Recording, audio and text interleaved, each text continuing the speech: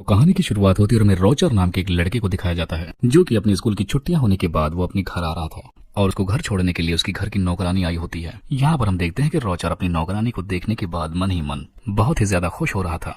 अब हम देखते हैं कि वो घर पहुंच जाने के बाद अपनी मॉम से मिलता है, लेकिन उसकी मॉम की नजर उसके गीले पैंट पर पड़ जाती है। दरअसल यहाँ पर हम जान पाते हैं कि रोजर ने अपनी नौकरानी को देखते हुए अपनी पैंट को गीला कर लिया था, जिसको उसकी मॉम देख लेती है। अब अपने घर के अंदर जब वो आता है तब वहाँ पर वो अपनी सिस्टर से भी मिलता है, जिसके बाद उसकी सिस्टर उसे अपना घर और जंगल घुमाने के लिए लेकर जाने लगती है। अब जब वो जंगल में जाता है तभी उसकी वही नौकरानी उसे फिर से मिल जाती है। जब वहाँ पर उसकी नौकरानी को इमरजेंसी लग जाती है तब वो वहाँ से भागने लगता है, लेकिन तभी भागते हुए उसका पैर फिसल जाता है और वो नीचे गिरता है। तभी उसे पता चलता है कि जंगल से किसी और की भी आवाज आ रही है और जब उस आवाज की तरफ और पास जाकर देखता है तब पता चलता है उसे कि उसके घर की नौकरानी किसी और आदमी के साथ वहाँ पर रोमांस कर रही है। और ऐसा देखकर रोजर फौरन अपने घर पर आ जाता है। अब जब वो अपने घर के कमरे में होता है तभी उसे फिर से आवाज सुनाई देने लगती है। अब जब वो अपने दरवाजे से बाहर देखता है तभी उसकी नौकरानी उसे दिखाई देती है, जो कि अपने रूम से आधी ही बाहर निकली होती है और वहाँ भी कोई उसके साथ इंटीमेट हो रहा होता है। अब जब ये अपनी बहन के साथ सोने लगता है तब उसकी बहन उसे बताती है कि हमारे घर में जो आंटी रहती है वो अभी तक वर्जिन है। अब अगली सुबह उसकी सिस्टर फिर से उसे जंगल घुमाने के लिए लेकर जाने लगती है। तब उसकी नजर वहाँ पर पड़ती है कि जहाँ पर उसके घर की नौकरानियां नहाने के लिए आया करती हैं और तभी वहाँ पर एक एक करके उसके घर के नौकर भी आने लगते हैं और इन तीनों नौकरों को देखने के बाद यहाँ की नौकरानियां अजीब अजीब इशारे भी करने लगती हैं। अब इसके बाद हम देखते हैं कि रोजर नौकरानियों को और भी करीब से देखने की कोशिश करता है, लेकिन वहीं का एक नौकर उसे ऐसा करते हुए देख लेता है और उसको वहां से फौरन जाने के लिए कहने लगता है। तभी उसे वहां पर उसकी सिस्टर मिल जाती है, जो कि उससे पूछती है कि अब तक तुम कहाँ गायब हो गए थे। अब इसके बाद उसकी सिस्टर उसे पास ही की चर्च में लेकर जाती है और उसको वहां से चर्च की छत पर लेकर जाती है और वहां पहुंचने के बाद वो दोनों देखते हैं कि वहां पर रोजर की आंटी आई हैं, जो कि चर्च के फादर से कहती हैं कि जब से हमारे घर में रोजर आया है तभी से मैं उसे पसंद करने लगी हूँ और मेरा बस दिल कहता है कि मैं उसके साथ अपनी हर रात गुजारूं। अब जब रोजर को ये बात पता चलती है तब वो बहुत ही हैरान हो जाता है। अब वो उसकी आंटी को बहुत ही करीब से देखने की कोशिश करता है ताकि वो उसे अच्छे से देख सके। तभी वहीं पर वो चर्च के फादर के पास गिरकर उल्टा लटक जाता है। तब वहाँ पर चर्च के फादर उसे पकड़ लेते हैं और उसकी शिकायत उसकी मदर से करते हैं। तब उसकी मदर पूछती है कि आखिर इसकी सजा क्या होनी चाहिए। तब फादर कहते हैं कि इसे पीछे से 100 बार मारा जाए और ये सब कुछ उसकी नौकरानी और सिस्टर देख रही होती है।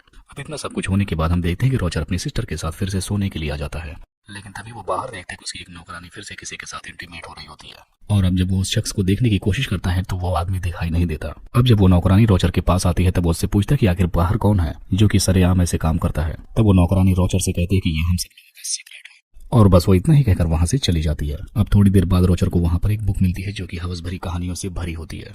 तब रोजर उस कहानी को छिपकर पढ़ रहा होता है तभी वहां पर उसकी एक नौकरानी भी आ जाती है, जो कि मुर्गियों को दाना डालने के लिए आई होती है, लेकिन उसी वक्त वहां पर एक नौकर आकर उसे अंदर से लॉक कर देता है और उस नौकरानी के पीछे से जाकर उसके साथ इंटीमेट होने लगता है।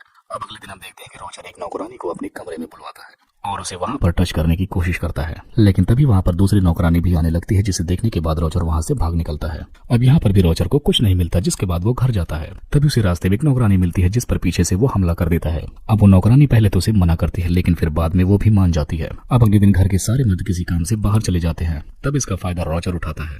तब वो कमरे में जाकर एक नौकरानी के साथ इंटीमेट होता है। अब रात हो जाने के बाद रोजर अपनी आंटी का इंतजार कर रहा होता है। अब काफी रात गुजरने के बाद उसकी आंटी आ भी जाती है और यहाँ पर ये दोनों बहुत सारी बातें करने लगते हैं। फिर वो उससे कहता है कि तुम अभी तक वर्जिन हो और इसमें मैं तुम्हारी मदद कर सकता हूँ, लेकिन यहाँ पर पहले तो उसकी आंटी रोजर को मना करती है, लेकिन उसके फोर्स करने के बाद वो मान जाती है, जिसके बाद आज रात ये दोनों यहीं पर इंटीमेट होने लगते हैं। अब कुछ देर बाद वहां पर हेलेन नाम की नौकरानी आती है, तभी रोजर उसे पकड़ लेता है और यहाँ पर उसके साथ भी इंटीमेट हो जाता है। अब अगले दिन हम देखते हैं कि रोजर अपनी हवस मिटाने के लिए अस्तबल में जाता है, जहाँ पर रोजर एलिसा को सेड्यूस करने लगता है और यहाँ पर वो इसके साथ भी फिजिकल रिलेशन बना लेता है। अब यहाँ पर हमें पता चलता है कि रोजर ने अपने घर की किसी भी लेडी को नहीं छोड़ा है। अब इसके बाद काफी वक्त गुजरने के बाद हम देखते हैं कि रोजर इस हद तक गुजर जाता है कि वो अपने कमरे में एक साथ बहुत सारी लड़कियों को बुलवाकर उनके साथ इंटीमेट हुआ करता है। अब कुछ टाइम बाद हम देखते हैं कि एलिसा रोजर से कहती है कि अब वो प्रेग्नेंट है और ऐसा सुनकर रोजर की फट जाती है। अब अगले दिन रोजर के कमरे में एक नौकरानी फिर से आती है और इससे वो भी कहती है कि वो भी प्रेग्नेंट है और तब तक उसकी आंटी भी आकर उससे कहती है कि वो भी प्रेग्नेंट है। तब यहाँ पर हमें पता चलता है कि रोजर जिस किसी के साथ भी इंटीमेट होता है उसे प्रेग्नेंट करके ही छोड़ता है। अब इसके बाद यहाँ पर रोजर की स्कूल की छुट्टियां खत्म हो जाती हैं और अब वो अपने स्कूल वापस जाने के लिए रेडी हो रहा होता है। तभी वहाँ उसके पास एक और लड़की आती है जो कि उससे कहती है कि वो भी प्रेग्नेंट है और ये बेबी तुम्हारा है। और ऐसा सुनने के बाद रोजर और भी ज्यादा शॉक्ड हो जाता है और आखिरकार रोजर सारी लड़कियों को ऐसे ही छोड़कर अपने स्कूल वापस चला जाता है और इसी को दिखाते हुए इस कहानी का यहीं पर एंड हो जाता है।